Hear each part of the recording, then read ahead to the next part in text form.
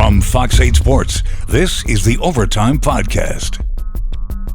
From the Fox 8 studios in New Orleans, this is the Fox 8 Overtime Podcast. I am your host, Sean Fazende. Riding shotgun next to me, as he always does, Andre Johnson Jr. Before we get into today's content, be sure to like, share, rate, review. If you are watching us on YouTube right now, be sure to hit that subscribe button, get the bell notification for all the times we drop that fire content, which we're going to do again today. It is Thursday in the city of New Orleans. Decent day outside. How you feeling today? I'm feeling good. You know, it's nice to be able to put these shorts on, go outside. You know, it's still not sweat as soon as you get outside weather. We're kind of inching towards there, but we're not there yet.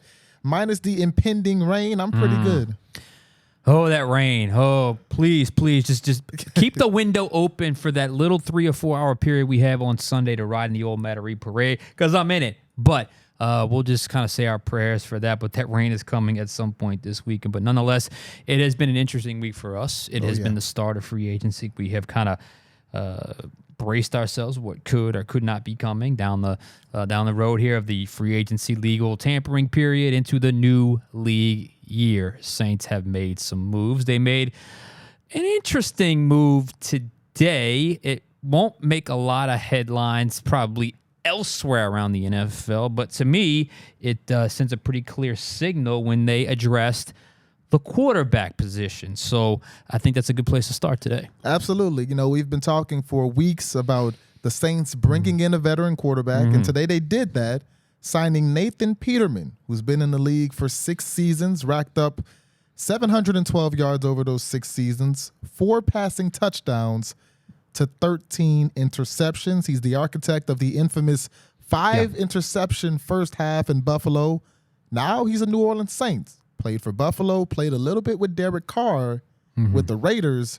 When you saw Peterman coming to New Orleans, was that on your radar, or was that kind of out of left field? None whatsoever, not even close to my radar when I was going through the list of names that could potentially be on the board or even in consideration for this veteran quarterback, backup quarterback position hole that we figured the Saints would eventually address. Nathan Peterman was nowhere to be found. Lo and behold, they signed him today. And look, he had that really horrific start to his career. In that very first start, we had 5 interceptions in one half. It was terrible for him, and it's really felt like that's kind of it's been that dark clouds hung over him his entire career. But basically, he's become who many people thought he was going to be coming out of college, and that's going to be a bit of a journeyman backup quarterback. But my first thought when I saw the Peterman signing wasn't about Nathan Peterman at all. It was about Jake Haener. We have had this debate.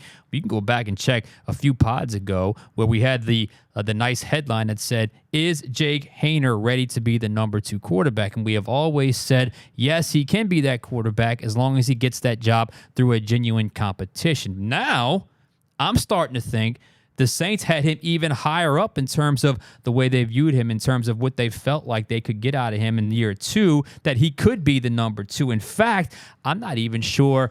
I would be disappointed right now if Jake Haener in year 2, with what they feel about him, with Nathan Peterman also in the quarterback room, if he didn't win that competition. This certainly feels like, to me, that Jake Haener, it's his job to lose, and it should be. It can't be understated just how much the organization has pivoted in that direction. Because you can't tell me going from Jameis Winston, who had the amount of starts that he had, to Nathan Peterman, that was your plan for number 2 all along. To me, it had to be this 4th round pick that had a fantastic rookie training camp, decent preseason, although he leveled off a little bit, impressed a lot of people in that room, and obviously they got a new offensive staff there. But clearly they view the fact that they they got this guy in the 4th round of last year's draft, combined with what he did last year, that perhaps he is ready to step into that number 2 role with a competition that I think he can win. Yes. I think he can win, and I think it could be one where it's pretty obvious early on. And I go back to this, and I'm going to just read a little bit of this because this always stood out to me, because I had a Saints source reach out to me last year during training camp about the impression Haener had made so quickly. And you remember, it was right off the bat. Training Something you camp don't MVP. see with a rookie, because I have seen the Garrett Graysons and the Ian Books and the Sean Canfields where they are swimming in the verbiage that was that offense. And just a couple quick notes from this that I had. I saved this because I thought it was a pretty good idea of where perhaps the organization is with Jake Haener. Man, he has that it factor, mentality, preparation, work ethic, professionalism, etc. Keep an eye on him.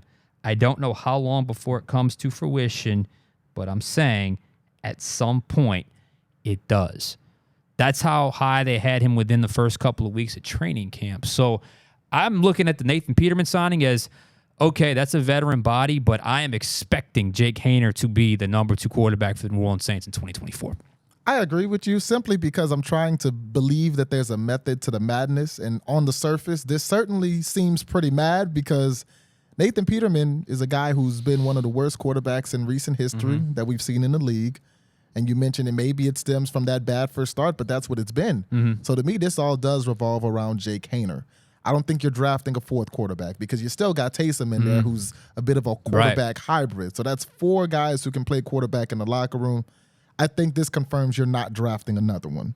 So to me, for Haener, either he takes this layup that the team is giving him, he goes into this battle against Nathan Peterman, he beats him out, he proves that he can be the backup quarterback, the heir apparent, for at least for now, to Derek Carr, or he smokes the layup, and he proves that he's just not ready to be QB2, and he really starts to make you wonder, is he a guy that can catch on in the NFL at this level, at least early in his career? I think it's a fair assessment. I think, and you probably described it pretty well there, a layup is probably a decent way to describe it. Now, we should point out that Peterman has a connection with new Saints quarterbacks coach Anthony Janocko. He's the new QB. I think they crossed paths in Chicago last year. I don't know if I would call it a deep connection to Peterman, but nonetheless, there was a connection there. But you just cannot look at the surface here and look at what is potentially available and what they currently have on their roster. And I don't see how you could look at this any other way. I think the Saints want Jake Haener to be the number 2 quarterback in 2024. And you mentioned something interesting there with the drafting. You know, barring some crazy fall or some crazy, oh my goodness, we're in the 2nd round and this quarterback is still available. Yeah.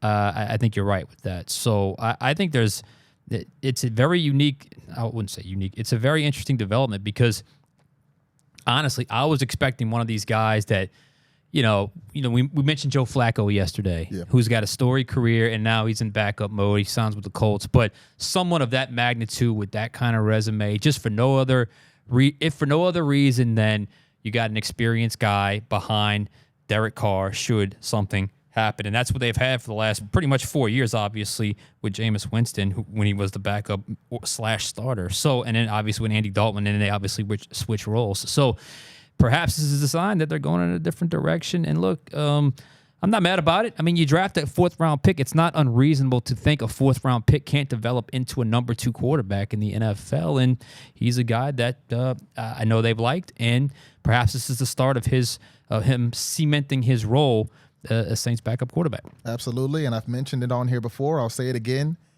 Jake Haener, training camp MVP last year. In the training camp, just watching the practices, he had a lot of the people in the media believing he might genuinely take this job from Jameis. Right. Now, he got in the games, he got into the preseason games, and he showed that he just wasn't necessarily ready yet. Jameis had a pretty good preseason, so he kind of held Haener off. But in this battle against Nathan Peterman, I think the both of us would take Haener. No doubt. And, this Peterman signing is one of just, as of this time of this podcast, one of just 2 signings that the Saints have made, unrestricted free agents from another team. And I wanted to go there next because I'm not sure. I think we're in the midst of the Saints telling us something without telling us something with their approach this year's free agency. Absolutely. And like you mentioned, so far, no big moves. I'm sure it's kind of frustrated some of the fans because the Saints have certainly been one of the more conservative teams in free agency. They re-signed Adam Prentice, brought in Xander Horvath, another fullback. signing in Willie Gay Jr. Junior. Got to make sure we get the junior on there and bringing in Nathan Peterman. And Sean, to me, what it says about the approach, the Saints are trying not to necessarily overspend while still filling gaps. Willie Gay, and when he talked on Zoom to us just about a few hours ago, he does two things that the Saints need. Number one, he's a good pass coverage guy, and we've talked about how that's how the Saints initially tried to use linebacker Zach Bond, who wound up leaving and going to Philly, and Zach Bond wound up being more of a pass rusher. Yeah. Well, Willie Gay can fill that pass coverage guy that you've been looking for. But the biggest thing is he played a big role in Kansas City in stopping mobile quarterbacks. He even had his own defensive package that kind of revolved around him being a rover and shutting out the guys like Josh Allen, Lamar Jackson. And when you look at guys who the Saints played last year, Bryce Young, Trevor Lawrence, Desmond Ridder, Baker Mayfield, Tyson Bagent, they all ran over the Saints. I mean, Saints fans probably have nightmares about the times that mobile quarterbacks have run all over their team in the dome. So bringing in a guy like Willie Gay who specializes in slowing those guys down, to me, that's a big deal. And I look back to 2022 as well. The Saints had the 24th rushing defense in the league. So what did they do? They didn't overspend while still filling that gap. They bring in Nathan Shepard and Colin Saunders, two big defensive tackles in the middle. The rushing defense improves a bit. So to me, this is the same thing. That's why they're kind of being a little more conservative this offseason. Couple things there, because I think this is a pivot. This is a pivot for them. First off, the Willie Gay dual threat quarterback thing, I think, is just some merit to that. If you go back and I've watched the Super Bowl. That's the only game I've watched of him over in the All 22. Probably the biggest drive of that game was the third quarter. Kansas City gets the ball back, like 2 plays in, Mahomes throws the pick near midfield. And 49ers have a chance to put the game away right there. And there's a third down play where Brock Purdy breaks containment and he's running to daylight. And Willie Gay just closes that gap so quickly, playing that right side spot that he was playing, and shut him down for like a 3-yard gain where if he gets 6 or 7, they're kicking a field goal right there. And we saw how close that game was. Those 3 points would have meant a whole lot. So there was some timely plays. There's a timely play element to Willie Gay's game, especially in the Super Bowl against the 49ers. But honestly, getting back to the bigger theme of the Saints approach, this is too big to ignore. It's been too quiet to ignore, to just think, oh, they're swinging, but they're missing. I think this has been intentional. I think this has been deliberate. I think we're seeing a pivot in the approach. I think it tells you, for instance, the one thing you left out about Willie Gay, what he signed for. What, 1 year, $5 million? Exactly. That's quick. $5 million, 1 year, cheap, very cheap.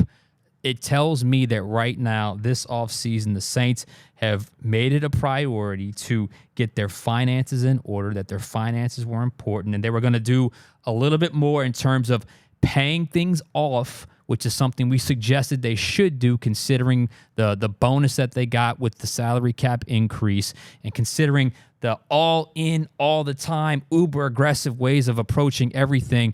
Is fine when you're winning, but 3 years of mediocrity is not winning, so you got to be willing to change your approach. I think we're in the midst of that change, even though they haven't necessarily declared it. Fiscal responsibility has sort of taken precedent. And if you look at it, even with their own guys, the ramp check kind of, you call it a rework deal, but it's basically they paid him to take a pay cut. I know that sounds crazy, but they paid him to take a pay cut, and then he can make it all back in incentives. They could have went the traditional restructure route. They did an extension with Davis and an extension with Matthew. They didn't do the standard approach that they always do with these contract restructures that gets them in trouble down the road more. And I think that goes to show you where they're at in terms of being a little more deliberate and getting things and getting the salary cap back under wraps. And I think they've intentionally stepped back and let kind of the market take shape while they get their own house in order. They resisted the urge to restructure Marcus May. We said this. They could have gotten more salary cap space by restructuring Marcus May. Instead, they cut Marcus May and took the entire dead money hit this year. So it's off the books after this year. Was something we suggested that they do, even though they got something like $1.5 million in cap savings. And I think there's another factor as well. Are we in the midst of what I call not a rebuild, but maybe a gentle reboot where they're steadily just slightly turning a little bit.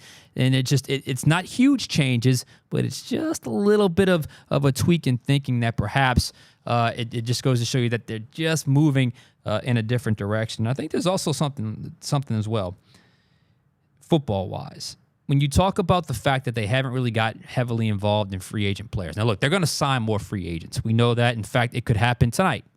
And it could be a big name. And in fact, there may be a bigger name coming down the road. But the biggest thing they've done so far is get their own house in order with their own guys and their own finances and change the offensive staff. So are they still confident in this roster and are they pointing us in the direction that perhaps they believe that the biggest problem was the offensive staff and maybe the roster is good enough to win with a new offensive coaching staff and a fresh draft class and some low-key free agents? Let's call it like that. Let's some more of a low-key free agents, not the high-profile guys that you would, I don't know if you would expect, but some of the other teams that are signing right now. It's not the idea. It's not the goal. It's not the objective to win March. You do not want to win March. You know, for years, Jacksonville, when they were terrible, they won March every year. March champions. You do not want to be the March champion. You want to be the champion in February, the month before, when the Super Bowl's here. So I just think we are in the midst of a pivot in thinking and perhaps a little bit of a reboot without calling it that if we're talking about the Saints. So now with that being said, like you said, still a lot of free agency left, still the draft coming up.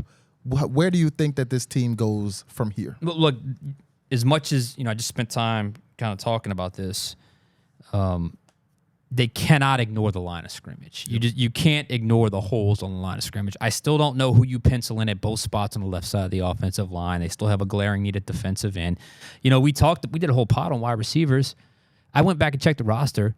They have A.T. Perry, Rashid Shaheed, and Chris Olave. That's it. They only have 3 receivers on their roster right now. They have to add a receiver as well. And maybe some bigger names or some well-known names could pop up at both of those positions, at defensive end and wide receiver. We'll get into a couple of those names.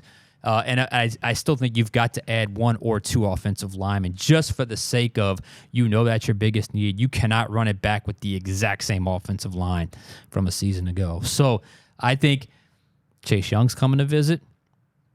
Hunter Renfro's name's been out there. Yep. Maybe those are the big names from the free agent class that could be coming soon. But I do think they're not done because they can't be. They got to fill 90 spots, and you can't just get draft picks and what they got now. They've got to add players via free agency, and I'll be very curious to see who it's going to be. I agree. I mean, the elephant in the room is still dancing. We've talked about the biggest need for this team being the defensive line and the offensive line.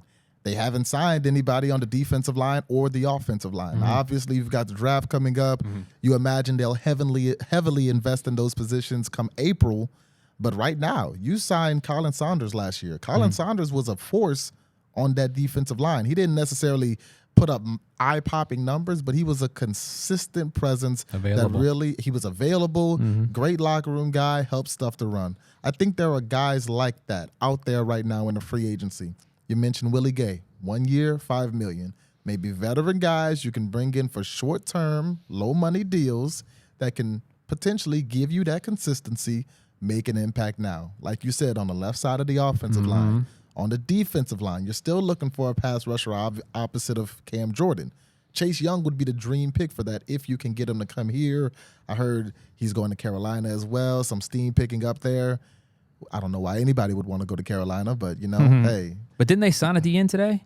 Yeah. After Chase Young's visit? Yeah, one of them. So maybe that's a good sign. He left town, Carolina, without a contract. Exactly. So, Chase Young being an opportunity. We talked about wide receivers. A lot of those guys still out there. Curtis Samuel, who was on both of our lists, the only guy on both of our lists, he went to Buffalo.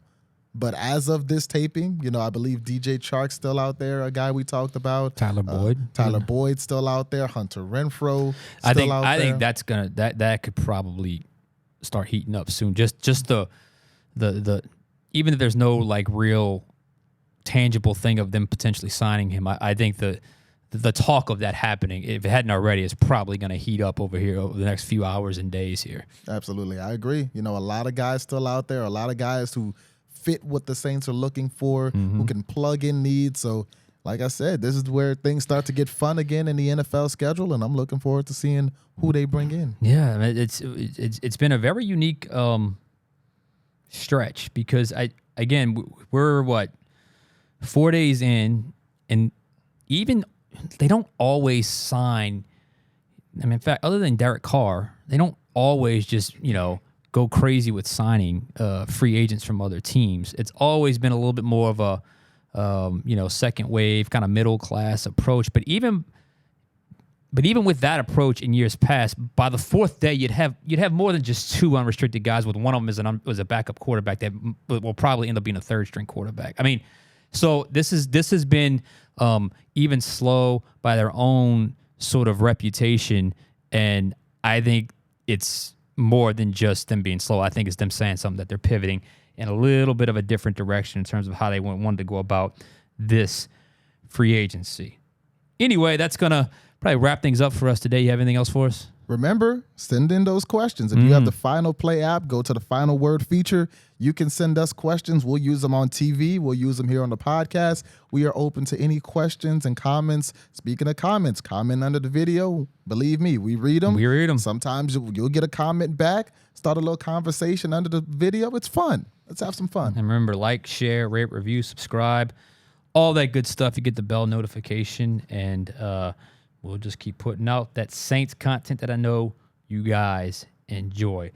That will do it for us today. For Andre Johnson Jr., I am Sean Fazende. Y'all have a great weekend. We'll catch you guys next time on Overtime.